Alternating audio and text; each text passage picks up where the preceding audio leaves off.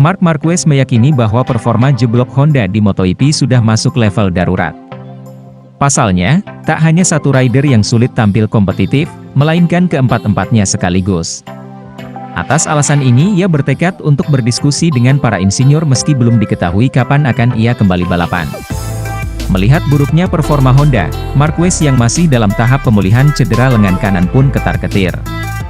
Kini sudah jadi harapannya membawa Honda kembali berjaya seperti sedia kala.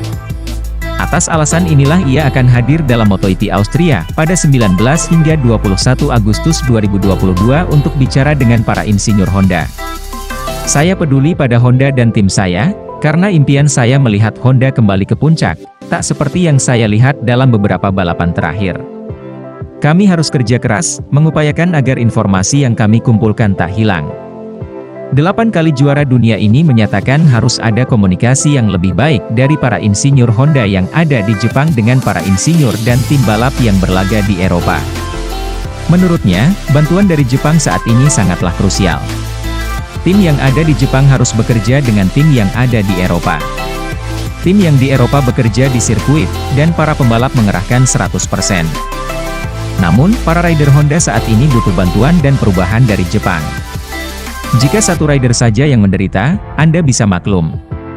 Namun, jika semua pembalap menderita. Pembalap LCR Honda Castrol, Alex Marquez, sempat serius memikirkan opsi vakum dari MotoGP pada 2023. Ia mengaku frustrasi tak bisa tampil kompetitif di atas RC2 Trive, apalagi motornya sama sekali tak mendapatkan perangkat baru sejak awal musim. Untungnya, ia mendapatkan kans dari Gresini Racing dan Ducati. Alex Marquez mengaku tak tahan dan segera melapor kepada bos LCR, Lucio Cecchinello. Saya bicara terbuka dan bilang, Lucio, aku butuh perubahan. Kurasa tim MU juga butuh.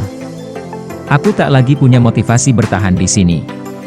Aku sangat senang dengan tim ini, tapi aku butuh motor berbeda.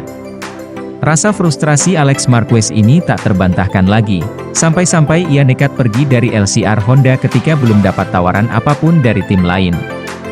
Ia bahkan mengaku kepada Cecchinello bahwa mungkin ia akan tinggal di rumah saja pada 2023. Beruntung, Gresini dan Ducati datang untuk menyelamatkan karirnya. Yang jelas, saya tak mau bertahan di tim yang tak lagi saya inginkan untuk dibela, terutama motornya. Sejak itu, mereka bicara dengan Alex Rins, dan saya bicara dengan tim lain. Untungnya, kans datang dari Gresini dan Ducati. Segalanya terjadi begitu cepat. Pembalap berusia 26 tahun tersebut juga menyatakan bahwa vakum tadinya merupakan pilihan yang sangat nyata untuk musim depan. Apalagi ia juga tak mendapatkan tawaran dari World SBK. Marquez bahkan sempat siap melakukan pekerjaan lain andai tak lagi bisa jadi pembalap motor. Jujur, vakum tadinya adalah opsi. Pindah ke World SBK atau ajang lain tak ada dalam opsi. Saya bilang pada diri sendiri, oke, jika tak ada tempat, maka coba vakum setahun dan melihat apa target hidup selanjutnya. Untungnya, saya dapat opsi dari Gresini. Namun, ada kans lain yang bisa saya dapatkan dalam hidup ini. Jorge Martin mengaku masih belum tahu tim mana yang akan ia bela di MotoGP 2023. Meski masih berharap dapat kesempatan membela Ducati Lenovo Team, Martin sudah pasrah pada keputusan Ducati Corse. Ia bahkan mengaku sudah siap bersikap legawa jika harus menetap di Prima Pramac Racing musim depan. Jujur saja, saya tak tahu soal masa depan saya.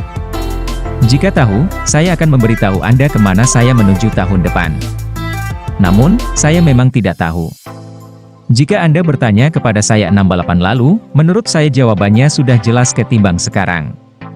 6 balapan lalu, yang dimaksud Martin adalah ketika Bastianini duduk di peringkat ketiga pada klasemen dan mengancam perebutan gelar dunia. Namun, Ducati memilih menunggu Martin pulih dari cedera saraf tangan kanan agar bisa bersaing secara adil dengan Bastianini.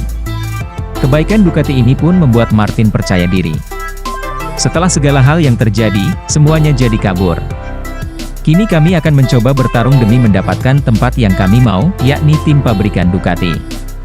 Masih ada balapan di mana saya bisa bertahan di depan rival saya dalam kasus ini, dan semoga saya bisa melakukannya. Andai Ducati akhirnya memilih Martin, maka Bastianini akan dipindahkan ke Pramac. Namun, jika Ducati memilih Bastianini, maka Martin takkan pindah kemana-mana. Martin pun mengaku takkan kecewa jika tetap membela Pramac, karena para petinggi Ducati menegaskan ia dan Bastianini akan dapat dukungan teknis yang setara. Saya akan tetap balapan, tak peduli di Pramac atau Ducati.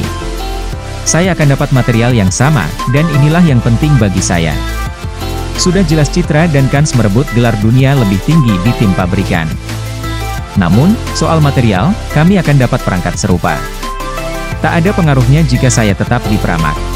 Itu tadi informasi tentang MotoGP pada kali ini. Jika kalian menyukai informasi mengenai MotoGP, jangan lupa like, komen, dan subscribe channel ini.